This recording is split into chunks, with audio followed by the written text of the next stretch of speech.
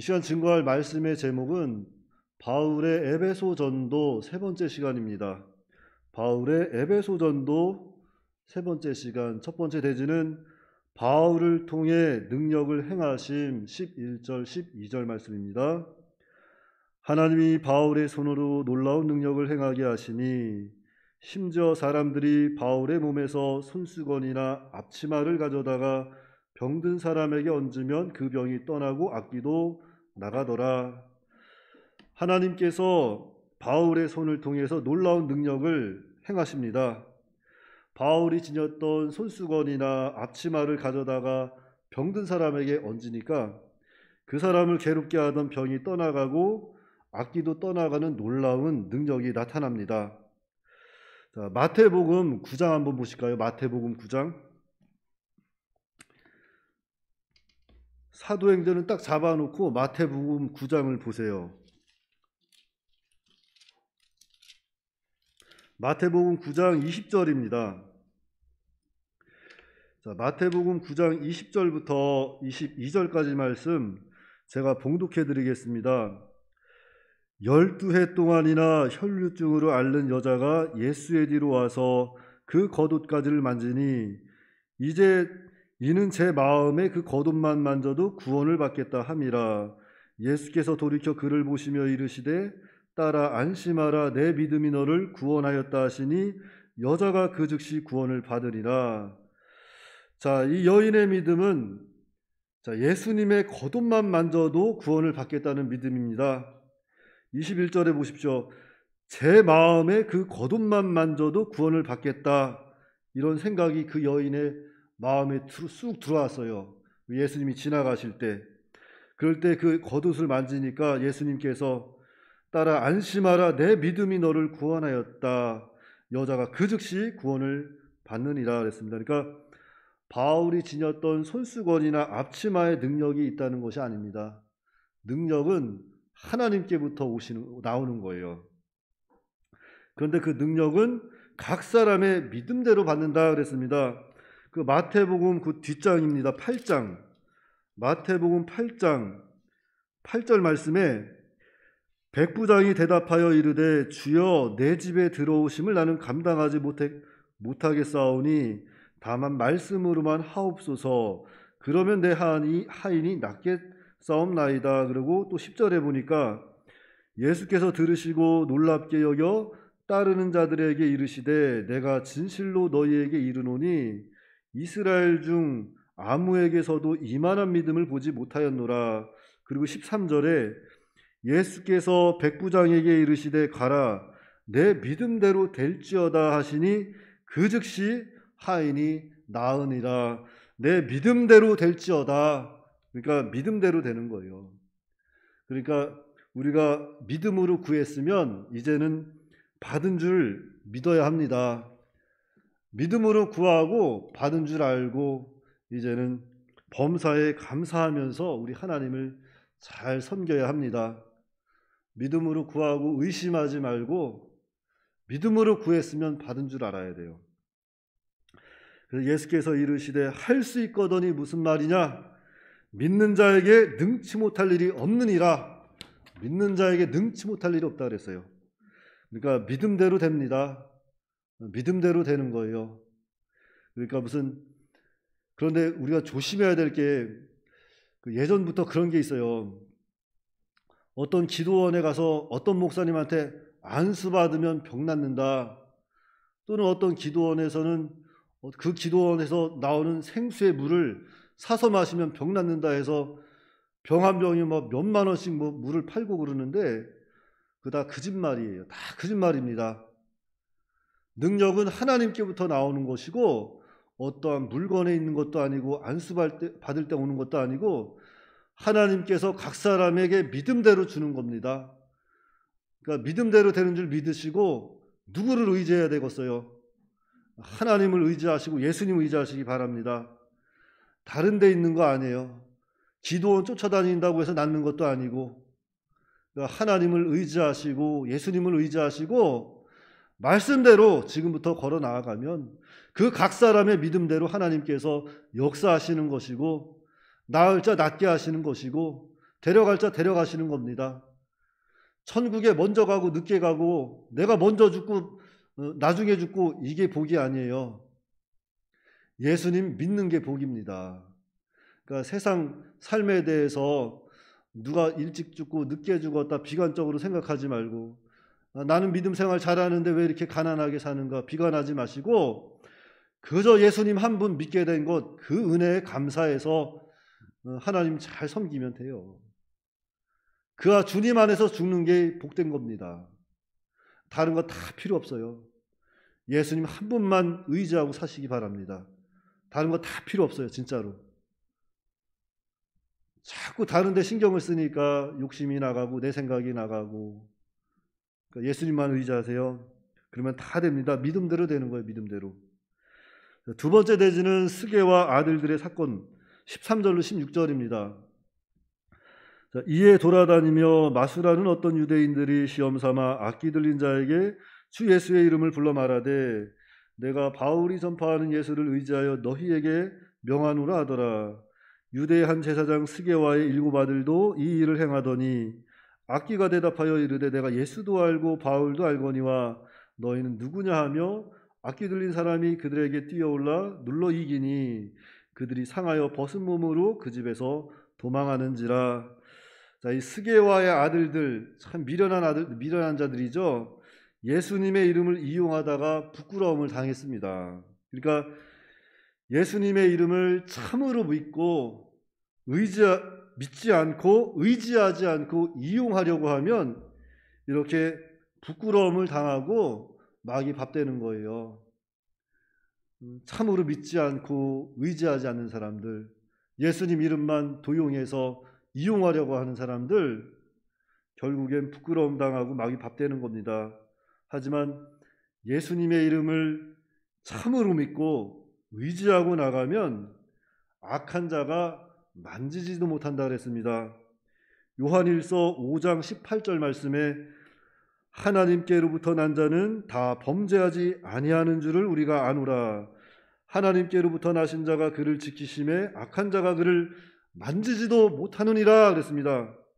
자, 하나님께로부터 난 자, 이것은 자 하나님께로부터 난 자는 다 범죄하지 아니하는 줄을 우리가 아노라. 이것은 중생한 영이죠. 중생한 영. 이 성도를 가리키는 겁니다. 그래서 중생한 영은 범죄하지 않는다. 중생한 영을 가리키는 것이고 그 다음에 나오는 하나님께로부터 나신 자가 그를 지키심에 그랬잖아요. 하나님께로부터 나신 자.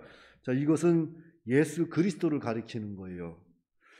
그래서 우리가 예수님을 참으로 믿고 의지하고 나가면 악한 자가 이렇게 만지지도 못한다 그랬어요. 왜냐? 예수님께서 지켜주시기 때문입니다. 예수님께서 지켜주시는 거예요. 그래서 우리는 이 땅에 살면서 예수님을 믿고 우리 예수님만 의지하고 살아야지 세상을 믿고 세상 의지하고 인본주의로 나가면 그거 안 돼요. 그 길은 다 망하는 길입니다. 정말 예수님을 의지하셔야 돼요. 날 위해 십자가에 죽으시고 부활하신 그 능력의 예수님을 믿고 나갈 때 우리는 세상도 이기고 마귀도 이기는 겁니다. 그러니까 우리는 예수님만 믿고 예수님만 의지하고 나가야 돼요. 그것이 사는 길이고 복된 길이고 만사 형통하는 길입니다.